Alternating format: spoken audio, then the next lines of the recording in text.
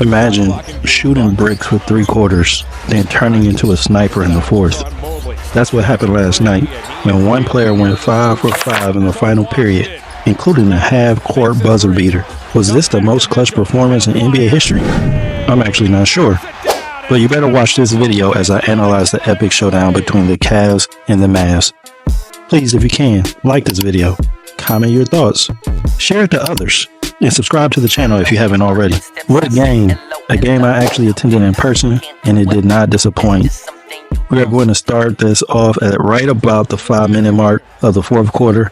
Let's take a look at the lineups. But first, let's give a quick rundown of what happened so far. At this point of the game, Luka is cooking. He had about 35 points, 9 assists, and 7 rebounds through 3 quarters of play.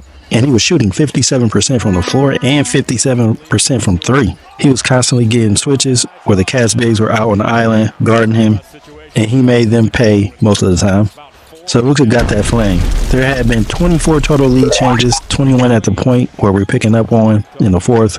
The Cavs led most of the first half and had a 15-point lead at one point.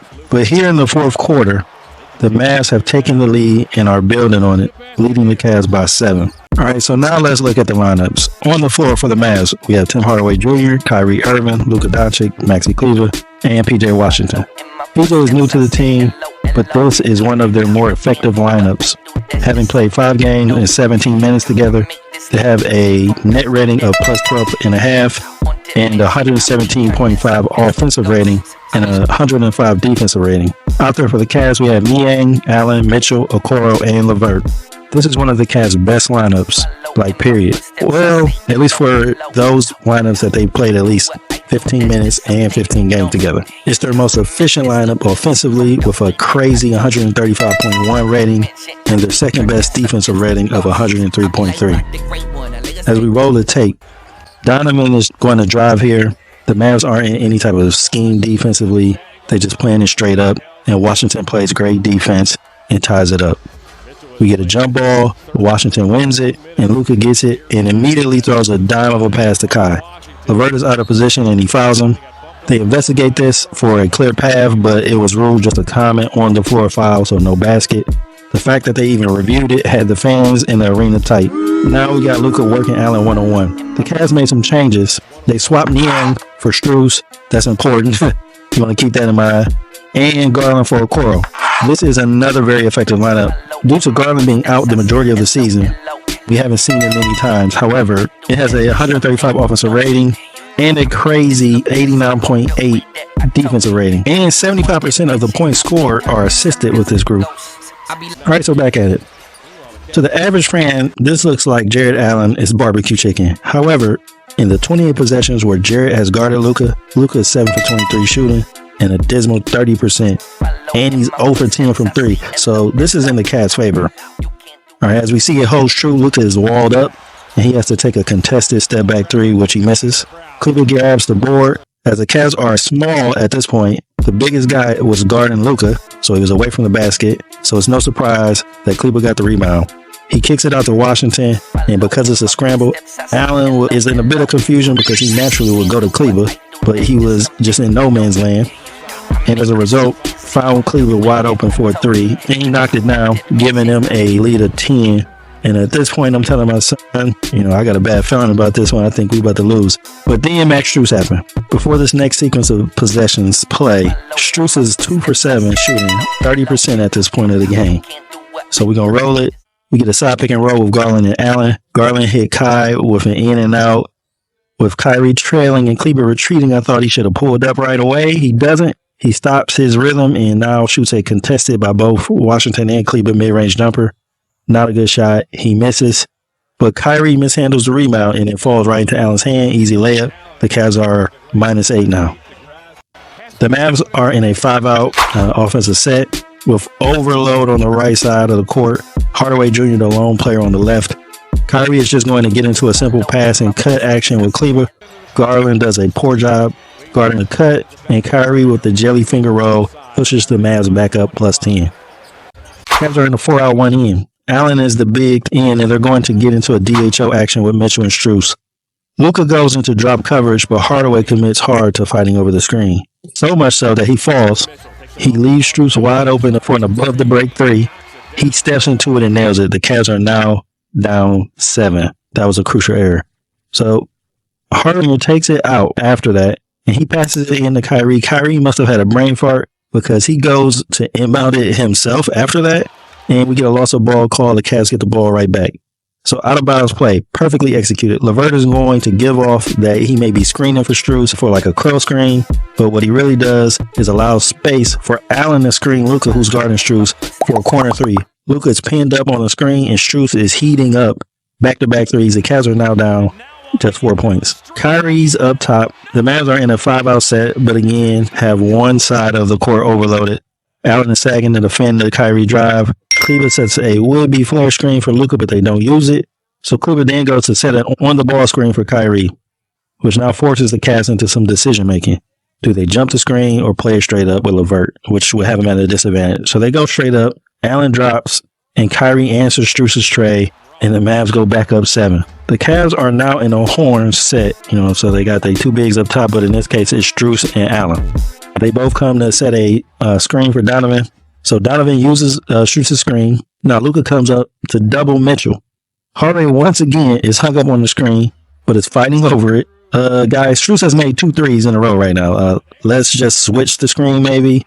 They don't. Strus nails another one. Cavs are back down just 4. Right now, my hopes is up.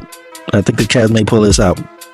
The Mavs, although somewhat effective, are running, pretty predictable sets, copycat sets that everybody in the NBA is running 5 out, 4 in, 1 out. And they overload one side of the floor, with Kleber being the main creator of the actions, either setting the screen or rolling. So the Cavs are also aware of this. So what they're doing is just having Allen shadow whoever the main ball handler is. In this case, it's Kyrie. However, for some reason, he gets spooked. Kai drives past LeVert, and Allen just kind of stands there and watches. Mitchell, though, leaves Washington to help, and he gets a crucial block and rebound. And we're in transition. We push ahead to Garland. Garland immediately locates Strus. You can see it out the corner of his eye. Now, Luka and Hardaway have consistently gave up trades to Strus. A simple cross cut by Strus to engage the DHO. Garland sets a great screen on Hardaway Jr. after the handoff, and Strus is on fire, and he knocks down another one. Cavs are just only down 1 at this point. It's going crazy in the building, by the way. Luka, again, is in a 1-on-1 with Allen. Gave on the numbers earlier on how that's going to go, so we already know. Dallas did sub in Green, don't amount to much to me, during that timeout after the Cavs 3, but they're in the same set they were in the last couple times down. Doncic walled up again. He shoots a contested top of the arc, step back 3, and it barely hits the rim.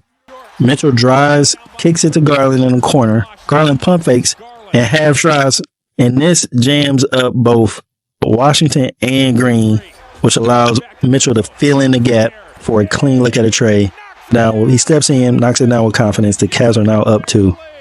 All of their baskets have been assisted on. Not one of the Mavs possessions has had more than 1 pass. Keep that in mind. The one error that Donovan makes on this play here, he loses the ball, Luka picks it up, drives, pushes it ahead, and easy pass and kick to Green for a dunk. So we now tied up.